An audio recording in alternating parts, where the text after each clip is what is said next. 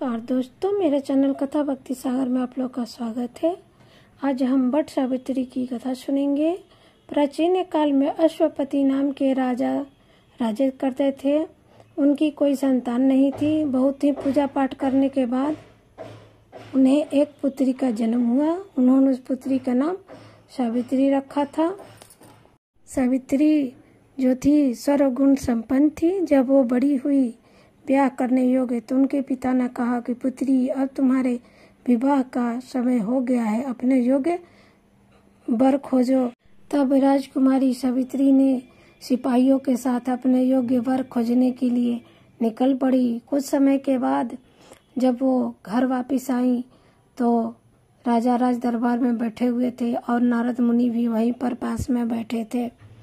तब सावित्री से राजा ने पूछा कि अपने योग्य वर ढूंढ लाई।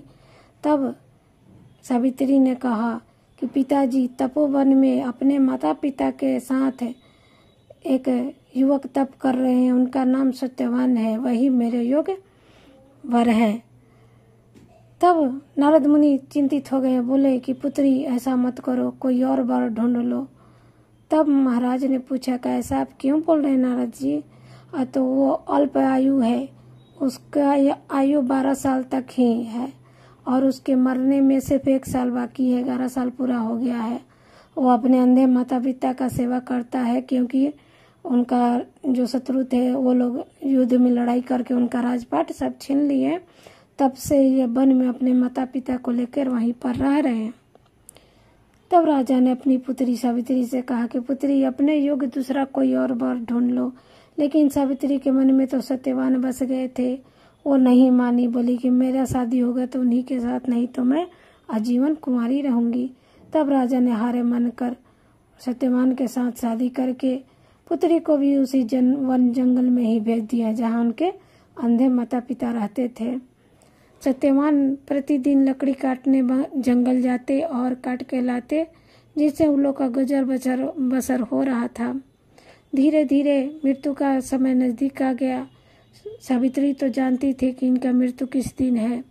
उस दिन उसने भी जिद की कि प्रभु, मैं भी आपके साथ जंगल जाऊंगी।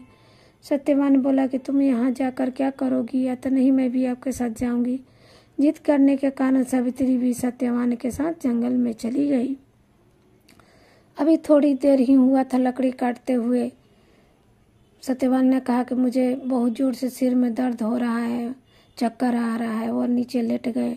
सावित्री समझ गई कि इनका अंत समय आ गया है। वो अपने गोद में अपने पति का सिर रख के बैठ गई। कुछ समय बाद वहां पर यमराज आए। तब सावित्री ने कहा कि आप कौन हैं, यहाँ पर क्यों आए हैं? तब यमराज ने कहा कि मैं यमराज हूँ, तुम्हारे आज पति का अंतिम दिन है, मैं उनके प्राण को लेने आया हूँ। तब कहा सावित्री ने यमराज से कि आपके तो हर किसी को धरती लोक पर आपके दूत लोग आते हैं ले जाने, फिर आप इनको क्यों लेने आए हैं? तो ये बहुत ही पुण्य आत्मा है, पुण्य जीव है, इसे मेरे यमदूत नहीं ले जा सकते, इसलिए मैं ही इनको लेने आया हूँ। और यमराज उनके पति का प्राण लेके चल दिए। जब वो आगे आगे यमराज जाने लगे, पीछे पीछे सावित्री भी जाने लगी। कुछ दूर जाने के बाद यमराज ने मुड़ के देखा तो सावित्री पीछे आ रही थी। उसने कहा कि पुत्री, तुम लौट जाओ, यही विधि का विधान है। अगर अपने पति के प्राण के सिवाय कुछ मांगना चाहती हो तो मांग लो, लौट जाओ।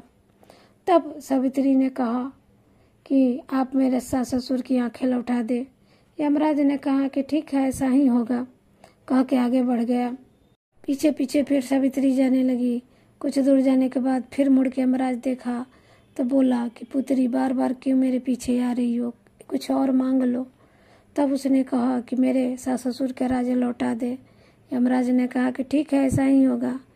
फिर आगे यमराज बढ़े तो फिर सावित्री पीछे पीछे जा रही थी। अब यमराज बोले कि अब तुम्हें क्या चाहिए, मैं तुम्हारे पति के प्राण नहीं लौटा सकता। तब उन्होंने कहा कि ठीक है, मेरे माता पिता को 100 पुत्र दे दीजिए, क्योंकि वो पुत्र के लिए बहुत दुखी रहते थे।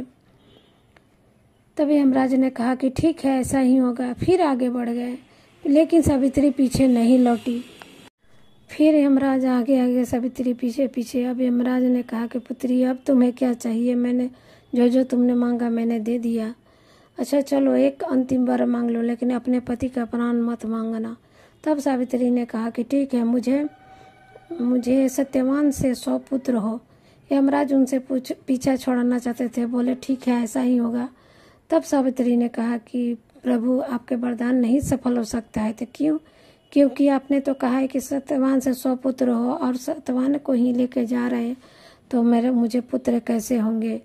तब यमराज समझ गए कि मुझसे गलती हो गई, भूल हो गई, और उन्होंने सावित्री को उसके पति के प्राण लौटा दिए। जब सावित्री गई वहाँ पर तो उसके पति सो के जैसे लग रहे थे, उठ गए हैं वैसे उठे, और पति पत्नी दोनों घर आकर हंसी खुशी रहने लगे। तो जिस तरह से यमराज ने सावित्री के पति के प्राण को लौटाए, वैसे ही कथा सुनने वाले, कहने वाले, हुक्कारी बोलने वाले सभी स्त्री के पति के प्राण को यमराज लौटा दे, और युगों युगों तक सबका साथ बना रहे। जय हो माँ सावित्री की।